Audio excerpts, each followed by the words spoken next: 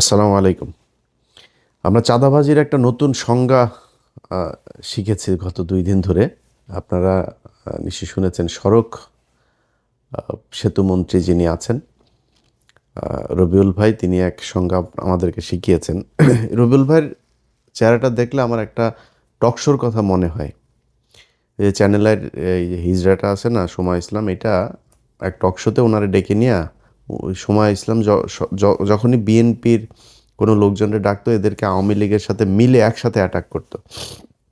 তো এর এক পর্যায়ে রবিউল ভাই সব খুলে-টুলে দিয়ে উনি টক শোর মাঝখানেই বের হয়ে চলে এসেছিলেন।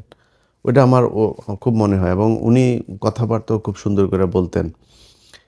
তো হঠাৎ করেই ধরেন বিএনপির লোকজনের এই নির্বাচনের পরের দিন থেকে ওনাদের বডি ল্যাঙ্গুয়েজ, ওনাদের কথাবার্তাগুলো শুনলেই না মনে হয় সেই আওয়ামী লীগের একটা লোক বোধহয় কথা বলছে। একদম চেহারা, কথাবার্তার ধরন, দাম্ভিকতা এগুলো ওই ঠিক আওয়ামী লীগ যেভাবে। এই যে মন্ত্রণালয়টা, এই মন্ত্রণালয়টাও কিন্তু এই সড়ক সেতু মন্ত্রণালয় কিন্তু ছিল কাওয়া কাদেরের। এই কাওয়া কাদেরও কিন্তু ঠিক এইভাবেই কথা শুনলেই শরীর জ্বলতো। তো বিএনপির যেই ভাইদের কথা শুনলে এত ভাল লাগতো, একদম নিজের মনে হইতো এরা আমার আমার আপনজন, আমার আপন ভাই, এরকম মনে হইতো। সেই মানুষগুলো হঠাৎ করে রাতারাতি এত চেঞ্জ হয়ে গেল, বিশেষ করে নির্বাচনের এই আগের থেকে। অনেকে আমাদের প্রশ্ন করেন, ভাই আপনারা কেন সরাসরি বিএনপির বিরুদ্ধে এই আজকে যে বাংলাদেশ দেখছেন না, এটা আমরা অনুমান করতে পেরেছিলাম। এই জন্যই বিএনপির বিরুদ্ধে গিয়েছিলাম। তো ওনারা নির্বাচনের আগে থেকে আওয়ামী লীগের লোকজনকে করে দিবে, আপনার নির্বাচন এই রাজনীতি করার সুযোগ দিবে, সব মামলা তুলে নিবে, এই যেগুলো বলেছে এবং সেটা এখন করছে। আপনারা দেখছেন বিভিন্ন জায়গায় অফিস টফিস খুলে দিচ্ছে। তো এটার বিএনপির সামনে ধরেন ২টা পরিণতি এখন যে অবস্থায় তারা চলছে সেটাতে। ১৯৮১ সালে জিয়াউর রহমান এইভাবে এই হাসিনাকে নিয়ে এসেছিল। ১৭ দিনের মাথায় জিয়াউর রহমানকে হত্যা করা হয়েছিল। খালেদা জিয়া তিনি এই আপনার 96 এ যখন এই হাসিনাকে আপনার স্পেস দেয়, উনি কিন্তু ১৫ই ফেব্রুয়ারি একটা নির্বাচন করেছিল 1906 এ। সেই নির্বাচনে আপনার জামায়াত, আওয়ামী লীগ কেউ অংশগ্রহণ করে নাই। খালেদা জিয়া চাইলে থাকতে পারতো। এমন কোনো আন্দোলন হয়নি, এমন মানুষজনও মারা যায়নি। ছেড়ে দিয়েছেন। ছেড়ে তারপরে ১২ই জুন 1906 আবার ফের আরেকটা নির্বাচন দিয়েছিলেন। ওই সুযোগ দিয়ে তারা আবার ৯৬ তে আসতে দেওয়া হয়েছে। ৯৬ তে আসার পরে কি করেছে সেটা আপনারা জানেন। এরপরে ২০০১ থেকে ৬ খালেদা জিয়া জোর করে থাকতে চেয়েছে, কিন্তু মানে বিএনপির সমস্যাটা হলো বিএনপি যদি চুরিও করে, মানে ল্যাটায়া ব্যাটায়া ওইটারে পাছা-পুছা হাগু দিয়া নষ্ট করে গন্ধ বানায় ফেলে। আওয়ামী লীগ সেটা খুব স্মার্টলি করে। এটাই হলো পার্থক্য। তো এরপরে খালেদা জিয়া সুযোগ তাদেরকে দিয়েছেন। সেই সুযোগ দেওয়ার পরে ২০১৩ সালেও আরেকবার খালেদা জিয়া সুযোগ দিলেন ১৪ সালের নির্বাচনের না এসে। তো এই আওয়ামী লীগ খালেদা জিয়ার পরিবারকে কতটুকু ক্ষতি করেছে এটা ভাই আমার বলার কিছু নাই। এটা জিয়া পরিবার জানে, তাদের পরিবারে আমার বিশ্বাস যে আমার চাইতে বেশি কষ্ট তাদের জন্য হয়। সো এরা যদি আসে তাহলে বিএনপির পরিণতি কি হয় সেটা ১৭ বছরে আমরা দেখেছি। এটা নতুন করে দেখার কিছু নাই। অতএব তারা যদি এদেরকে নিয়ে আসে, এসে মনে করেন আওয়ামী লীগকে নিয়েই তারপরে করলো। তো জোর করে যদি থাকতে চায়, বাংলাদেশে খুব নিকট অতীতে আমরা এর পরিণতি দেখেছি যে সেটাতে কি হয়। বিএনপি সেই পরিণতি ভোগ করতে হবে যদি তারা জোর করে ক্ষমতায় থাকতে চায়।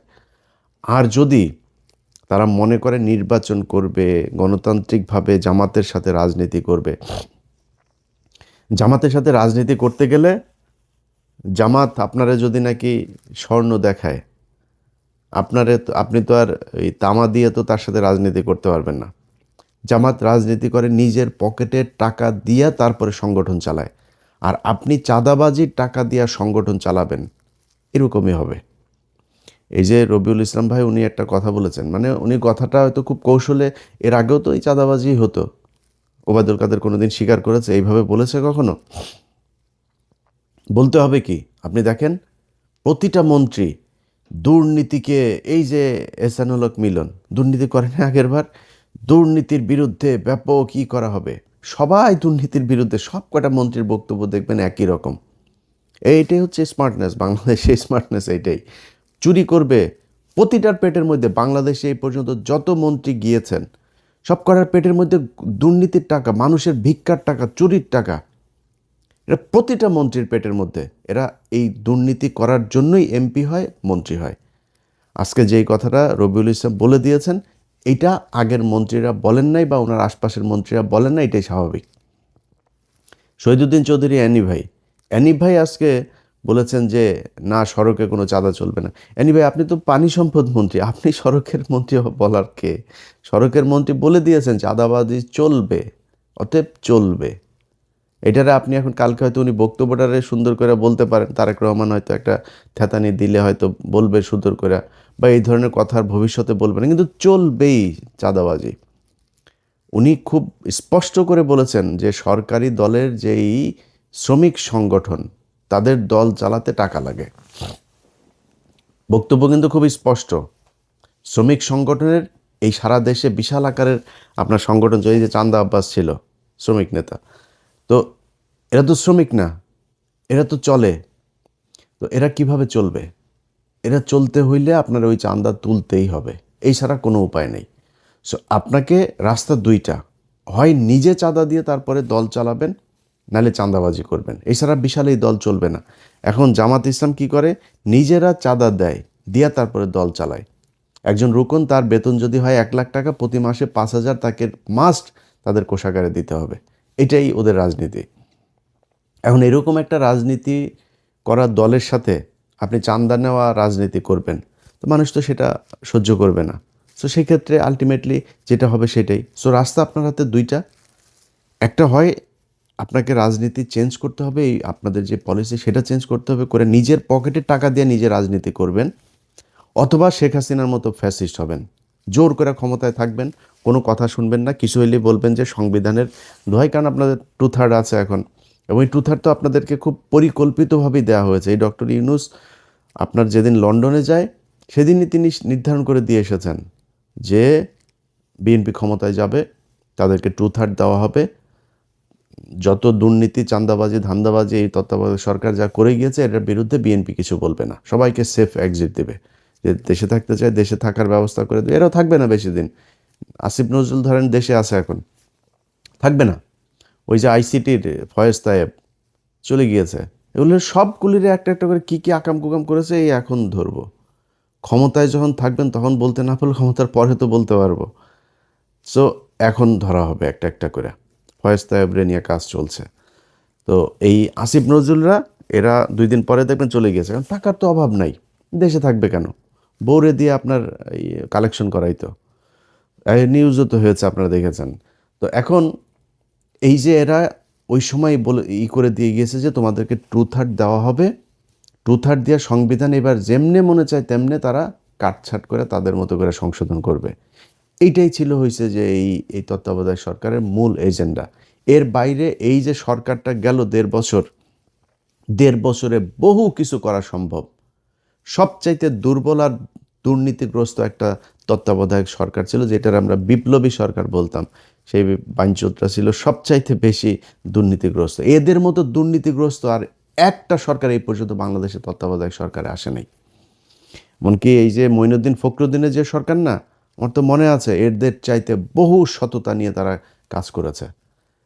তো তারা আমাদের হাতে এখন ঝুলাই দিয়ে গেল একটা দুর্নীতিগ্রস্ত সরকার। এটার নিয়ে এখন আমাদের থাকতে হবে। তো বাংলাদেশের মানুষের কাছে আমার একটা একটা জিজ্ঞাসা থাকবে যে এই দেশের মানুষ কি মানে এই ঝাড়ুদার হয়েই থাকতে চান, চকিদার হয়েই থাকতে চান? একটা দল ক্ষমতায় আসবে, তাদের কিছু এমপি থাকবে, মন্ত্রী থাকবে, তাদের এই এই যে পরিবারতন্ত্র, এদের চামচা হয়ে তারপরে আপনাকে থাকতে হবে। এখন এখান থেকে আপনি যদি বের হইতে চান তাহলে সিদ্ধান্ত আপনাকেই নিতে হবে। এই যে নির্বাচনটা হইল, এই যে রাজনীতি হয়, এই যে রাস্তায় ধর্মঘট, হরতাল, পিকেটিং, কোনো দিন কোনো এমপির ছেলেকে আপনার পাশে পেয়েছেন যে সে রাস্তায় এসে তারপরে এটা করে? কোনো এমপির ছেলে আপনার সাথে এই যে ভোট কেন্দ্রে গিয়া তারপরে এই ভোট কেন্দ্র দখলের কাজে মারামারি করেছে, মানুষকে হুমকি দিয়েছে? কোনো এমপি, এই নির্বাচনের সময় এমপি মন্ত্রী অনেকের ছেলে যারা এখন মন্ত্রী হয়েছে, এমপি হয়েছে, এদের অনেকের ছেলে দেশেই যায় নেই, ইউরোপে থাকে, আমেরিকাতে থাকে, অস্ট্রেলিয়া থাকে, কানাডা থাকে, পড়াশোনা করে। তাদের পাতলা পায়খানা হইলেও তারা সিঙ্গাপুরে যায় চিকিৎসা করতে। আর তোদেরকে বানায় রাখছে বোকাচোদা। তোরা পৃথিবীর সবচেয়ে বোকাচোদা জাতি। এটারে ওই মঞ্চে করে জনসভা করে না, বীরের জাতি, আমরা এই বীরের জাতি, 71-এর বীরের, সোগাটা ওইখানে মেরে দিছে তোদেরকে। তোরা পৃথিবীর সবচেয়ে নিকৃষ্ট জাতি, মানে আমরা পৃথিবীর সবচেয়ে নিকৃষ্ট জাতি। এদের মতো এরকম কামলা খাটা জাতি পৃথিবীর মধ্যে আর কোথাও নাই। আমরা পৃথিবীর যেই দেশে যাই, বাথরুম পরিষ্কার, রেস্টুরেন্টের কাজ, সিকিউরিটি, যত নিম্নমানের কাজ আছে যেটা আমরা করি। মিডল ইস্টে যান, যে আমেরিকা থেকে বিশাল ভাব সাপ নিয়ে আমরা দেশে যাই না, কোট সুট মুট পরে টরে, সব করে এখানে ফকিরনিগিরি কামলা দিয়ে তারপরে যায়। ভাব মারায় আমেরিকা থেকে এসেছি, এই হইল অবস্থা। এরপরে কি হয়? পোলাপান বড় হয়, বড় হয়ে তারপরে মনে করেন যদি মেয়ে হয়, বিশেষ করে ধরে একজন বিশেষ এক জাতিকে ধরে, ওই বিশেষ জাতি সাদা টাদাও পায় না, বিশেষ জাতির ধরে তারপরে পরিবার শেষ। এরপরে বাপ মা বুড়া বয়সে যায়, তারপরে করে কি না এই দেশে আর থাকবো না, চলে যাই। এরপরে যায় দেশে গিয়ে এতিমখানায় টাকা পয়সা, আমি পরিচিত লোকজনের এগুলি নিজের চোখের সামনে দেখা, এই জন্য বললাম এইটাই আমাদের জাতি। আমার দেশ নাকি সোনার বাংলাদেশ, এই সাউয়ার বাংলাদেশ রে, সাউয়ার বাংলাদেশে বাংলাদেশের মানুষ থাকতে পারে না। দেশের মানুষ বাইরে যায়, কামলা দেয়, টাকা পাঠায়, সেই টাকা ওরা পাচার করে বিদেশে পাঠায়। এটাই হলো বীরের জাতি। তোদের যদি লজ্জা থাকে তাহলে ভবিষ্যতে এদের এই ঠিকাদার, পাহারাদার, চৌকিদার কামলা দিতে সামনে আর যাবি না। তোদেরকে দিয়া এই নির্বাচনের মাঠে কেন্দ্র দখল করায় তোদের কি চাকর বানায়? তোরাই চাকর। প্রতিদিন এই যে ট্রাকের মধ্যে থেকে যে চাঁদাগুলি নেন, এটা কিন্তু এমপির কোনো ছেলে নেয় না, মন্ত্রীর কোনো ছেলে নেয় না, কিন্তু এটা টাকার ভাগ কিন্তু একদম শেষ মাথা পর্যন্ত যায়। টাকাটা উঠায় কাঁদে দিয়ে তোরে দিয়ে উঠায়, তুই কামলা, ওইখানেও তুই কামলা। সো এই তোদের মতো কামলাদেরকে দিয়া এই দেশে এরা রাজনীতি করে এদের ছেলে মেয়েদেরকে বিদেশে পড়াশোনা করায়, নিজেদের কিছু হইলে তারপর ট্রিটমেন্ট নিতে যায় সিঙ্গাপুর, থাইল্যান্ড, ব্যাংকক। বাংলাদেশে এদের ট্রিটমেন্টও নেয় না এরা। এইভাবেই চলছে, একদম চোখের সামনে এইভাবে চলছে। প্রতিটা মন্ত্রী, এমপি, সব করার সন্তানের পেটের মধ্যে চুরির টাকা, দুর্নীতির টাকা, এই দেশের মানুষের ভিক্ষা করা টাকা এগুলি। এই যে বলেছে না যে এদেরকে চাঁদাটা নাকি এমনিতেই যারা স্বেচ্ছায় দেয়, স্বেচ্ছায় মিয়া ফাও কেউ টাকা 1 টাকা দেয়। আর যদি স্বেচ্ছায় নিতে চাস তাহলে তোর লোকজনরে বল যে থাল নিয়ে বসতে, আল্লাহর হস্তে 2টা দে, এমনি বলতে বলবে।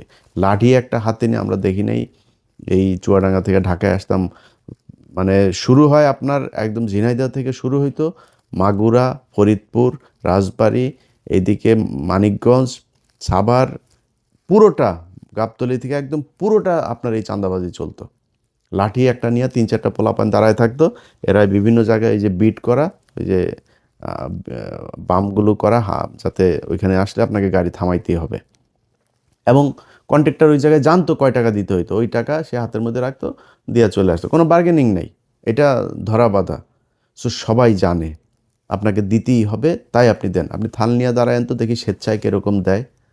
সো এটা স্বেচ্ছায় টাকা না, আপনি জোর করে ভিক্ষা নিচ্ছেন। এই ভিক্ষার টাকা একদম শেষ দলের শেষ মানুষ পর্যন্ত যায়, এটাই যায়। মনে করার কোনো কারণ নেই যে এমপিরা যে আপনার মনে করেন দলের সর্বোচ্চ নেতাদেরকে আপনার এই যে টাকা দিয়ে তারপর মনোনয়ন নিয়েছে, ও এমপি টাকা কই পায়? ও একদম একদম এই ভিক্ষুকের কাছ থেকে যে টাকাটা নেয়, ফুটপাতের যেই একজন হকারের কাছ থেকে যে টাকা নেয়, মেথরের কাছ থেকে যে টাকা নেয়, সব টাকা ওইখানে যায়। তোদের পেটে এমন কোনো অসভ্য টাকা নাই, এমন কোনো ছোট টাকা নাই যেই টাকা তোদের পেটে যায় না। সো এটাই হলো বাংলাদেশ। যারা কিনা কাজ করে খায়, তারা নিজের হালাল পয়সা তারপরে খায়। এই হালাল টাকাটারে তোরা মানে হারাম করে তারপরে এই এই এই এই নিকৃষ্ট এই টাকা পয়সা তোরা খাস। এটাই হলো গিয়া তোদের মানে রাজনীতি। সো এই রাজনীতি কইরা যদি নাকি তারা বাংলাদেশে ক্ষমতায় জোর করে থাকতে চায়, থাকতে পারবে। কিন্তু যদি তারা মনে করে যে কম্পিটিশনে যাবে, তাহলে সম্ভব না। এবার এই দেশের মানুষ হুমড়ি খেয়ে পড়েছিল দাঁড়িপাল্লায় ভোট দেওয়ার জন্য। কেন? কী কারণে? মানুষ এই চাঁদাবাজি, মাস্তানি, দখলবাজি এখান থেকে বের হতে চেয়েছিল। এই কারণে মানুষ দাঁড়িপাল্লাকে দেখতে চেয়েছিল যে দাঁড়িপাল্লা আসে কিনা। ধরে দাঁড়িপাল্লা আছে, দাঁড়িপাল্লা 5 বছর পরে আরও শক্তিশালী হয়ে আসবে। আপনি সিদ্ধান্ত নেবেন যে ভালো হবেন, নাকি হাসিনার মতো আরও মানে সর্বোচ্চ ফ্যাসিস্ট হয়ে তারপরে ফ্যাসিজমের মাধ্যমে এই দেশ পরিচালনা করবেন। এই দুইটা, সেটাও যে আপনি খুব বেশি পারবেন তা না। আমরা ভাই এই গত 17 বছরে দেখলাম তো, আজকে এই যে বাবারে বাবা, সারা দেশ বিএনপি, আরে বাবারে বাবা, সব বিএনপির লোকজন, বিএনপি সারা দেশে কোনো লোক নেই, রাতারাতি চেঞ্জ হয়ে যায় পরিস্থিতি। এগুলো আমাদের চোখের সামনে দেখা। আমরা তো জীবনের অর্ধেক বয়স পার করে ফেলছি, আল্লাহ জানি না কতদিন বাঁচায় রাখবে। তো যদি ফুল বাঁচায় রাখে তাও অর্ধেক পার করে ফেলছি। এখন ধরেন এই সময়ের ভিতরেই খুব কঠিন কঠিন সময় আমাদের এই আমরা মানে খুব সৌভাগ্যবান বলেন আর দুর্ভাগ্যবান বলেন, আমরা কিন্তু অনেক কিছু দেখেছি এটা পৃথিবীতে হয়তো খুব কম জাতি দেখবে। আমরা হাসিনার মতো এরকম এক ফ্যাসিজমের পতন দেখেছি, আমরা কোভিড দেখেছি, 1/11 দেখেছি, অনেক কিছু দেখেছি কিন্তু আমরা। সো এই যে আমরা চোখের সামনে যেগুলো দেখলাম, যে অবস্থাগুলো, এগুলো আপনাদের জন্য উদাহরণ। এই উদাহরণ দেখে আপনি যদি ঠিক না হন তাহলে তার কিছু বলার নাই। আপনার আশপাশে আজকে যত মানুষজন দেখছেন, মানুষ আপনার পাশে ছিল না, থাকবে না, এটা আপনারা জানেন খুব ভালো করে। আজকে যে ব্যক্তি এমপি হয়েছে সে যদি মনোনয়নটা না পেত না, বা আজকে ওই যে এই কাউয়া কথা দেখেন, ওই যে এই হারুন পাপিয়ার ঘর জামাইটা, এর আশপাশে কেউ আছে? ওই যে কুমিল্লায় মঞ্জুর মুন্সি বাড়িঘর জ্বালাই দিয়েছে নির্বাচনের পরের দিন, কেউ ঠেকাতে পেরেছে? কেউ তার পাশে আছে? কেউ পাশে নেই। আপনার পাশে যে চৌকিদার, দফাদার, সে যেই ছিনতাইকারী যেগুলো মাদক ব্যবসায়ী এগুলো থাকে, এগুলো সবাই ওই জন্যই, কিছু খাওয়ার জন্যই থাকে, এছাড়া থাকে না আপনার পাশে। সো আজকে যারা আছে এরা থাকবে না কালকে। আর জামাত ইসলামের এক নেতার সাথে কথা বলছিলাম, জামাত ইসলাম আমি বললাম যে ভাই, মনে করেন আপনাদের উপরে আবার ফের সেই আগের মতো জঙ্গি নাটক সাজায় নানানভাবে আপনাদের উপরে প্রেশার ক্রিয়েট করা শুরু করলো, কী করবেন? বলছে আমরা রাজনীতি ছেড়ে দেব, আমরা মানুষ তৈরি করব। আমরা তো আর কিছু ধান্দাবাজির জন্য তো আমরা রাজনীতি করি না, আমরা সরে যাব। আওয়ামী লীগকে যদি তারা স্পেস দেয়, নিয়ে আসে, তারপরে আওয়ামী লীগকে দিব রাজনীতি করতে। আওয়ামী লীগে বিএনপিরে সোজা বানায় ফেলার একদম যা রাস্তা সেগুলো তারা জানে এবং সামনে তারা করবে। ব্যাস শেষ। আমি শুনে তাজ্জব মরে গেছি, যেমন সে বলে কি, হ্যাঁ, যদি এটা জামাত ইসলাম যদি এটা করে, বিএনপি যদি ধরেন এদেরকে নিয়ে আসে, জামাত ইসলাম যদি ওইটা করে, তাহলে বিএনপি বলে দল থাকবে না বাংলাদেশে, জামাত ইসলাম থেকেই যাবে। জামাত ইসলাম রাজনীতি করুক আর অরাজনৈতিক সংগঠন থাকুক, তাদের যে আদর্শ সেটা তারা বাস্তবায়ন করে নিয়ে যাবে। কিন্তু আপনি পারবেন না। আপনি ক্ষমতায় থাকলে আছেন, ক্ষমতায় না থাকলে নাই। আমরা এটা নিজের চোখে দেখেছি। একটা ককটেল ফোটার পরে কিভাবে সব দৌড় দেয়। কেউ ছিল না এদের পাশে। নিজের পার্টি অফিস, সেই পার্টি অফিসে পর্যন্ত যাইতে পারেন নাই। পার্টি অফিসের ঘরের হালকা করে এই কেচি গেটটা লাগে, আবার খোলেন, আবার এই চোর পুলিশ খেলা আমরা দেখেছি। এটাই তো বিশাল এই রাজনৈতিক দলের অবস্থা না? সো ক্ষমতা থাকবে না, আপনারাও থাকবেন না। আওয়ামী লীগ যদি নাকি আওয়ামী লীগকে আপনি করে দিবেন, আর ভারত মনে করেন আপনার চেয়ে আওয়ামী লীগকে দূরে রাখবে ক্ষমতার চেয়ে, ভারত সর্বোচ্চ জিনিস দিয়া তারপরে আপনার ঘর। আজকে মিডিয়া দেখছেন না, যে একটা আপনার লোক না, এরা আপনাকে খাম্বা তারেক বলেছে, এরা আপনাদের খালেদা জিয়ার বিরুদ্ধে কথা বলেছে, এরা বলেছে। আপনি যান, গেল 1 বছর আগেও আপনি সময় টিভি, 71 টিভি টক শো দেখেন, তাদের নিউজ দেখেন, কত জঘন্য ভাষায় কথা বলেছে। তারাই এখনো বসে আছে, আপনি তাদেরকে টাকা পয়সা নিয়ে কিচ্ছু করেন নেই। এটা আপনারা করেছেন।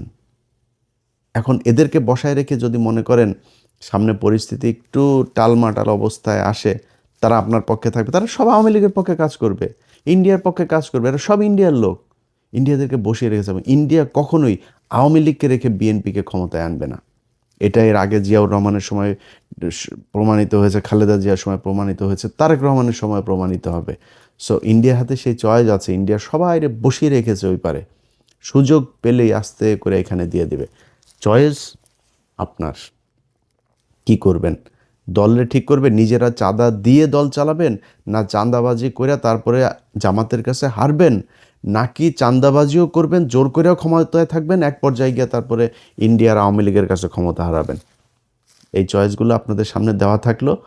কেউ কষ্ট পায় থাকলে দুঃখিত, রবিউল ভাই আপনারও খুব পছন্দ করতাম, ওই যে বললাম নিজের ভাইয়ের মতো মনে হতো। আপনাদের এখানে মন্ত্রিসভায় অনেক মানুষ আছে, এই যে অ্যানি ভাইও খুব অনেকবার ওনার সাথে আলাপ হয়েছে, ওনার খুব দুঃসময়ের সময় কি করব বিভিন্ন পরিকল্পনা নিয়ে কথা হয়েছে, এবং অনেক অনেক খুব পছন্দের মানুষজন আছে এই মন্ত্রিসভাতেও। তো সেই মানুষগুলো হঠাৎ করে কথাবার্তা যেন কেমনে কেমনে বলে, তো এটা খুব খারাপ লাগে। আশা করি যা বললাম এটা বুঝবেন, আপনার সমালোচনা আপনার ক্ষতি করার জন্য না। আমরাও চাই বাংলাদেশে বিএনপি আর জামাত ইসলাম দুইটা দল থাকুক, আসুক বাই রোটেশন, তারা ক্ষমতায় আসুক, একবার উনি আসুক একবার উনি আসুক, 2 বছর এই দল থাকুক, 1 বছর ওই দল আসুক, চলো কোনো সমস্যা নাই। কিন্তু সবার কম্পিটিশনটা হবে ক্ষমতায় আসার জন্য না, কম্পিটিশন হবে আমি কার চেয়ে কত ভালো রাষ্ট্র চালাইতে পারি, মানুষকে কত ভালো সার্ভিস দিতে পারি, এটার উপরে। এই যে এক বিকাশ নুরু, তারে বসানো হয়েছে আপনার প্রবাসী ইয়েতে, একে মনে করেন এ এখন লাইসেন্স খুলবে, চাঁদাবাজি করবে, পাগল হয়ে যাবে এর অত্যাচারে। এর দিয়া কোনো প্রবাসী আসিফ নজরুলের দেওয়া হয়েছে? হয় নাই তো। এরকম এর দেওয়া হবে না। এই প্রবাসীদেরকে সেই 5 লাখ টাকা দিয়ে মালয়েশিয়া যেতে হবে, সেই পাসপোর্ট করতে কষ্ট হবে, আকামা করতে কষ্ট হবে, দেশে আসার পরে লাগেজ কাটবে, সব একই রকম থাকবে, এদেরকে দিয়ে হবে না এগুলো। তো তারপরেও মনে করি হোক, ভালো কিছু আশা করি। না হইলে এই যে আসিফ নজরুলদের মতো এরকম সব পাবেন, টাকা পয়সা পাবেন, ইজ্জত পাবেন না। আল্লাহ হাফেজ।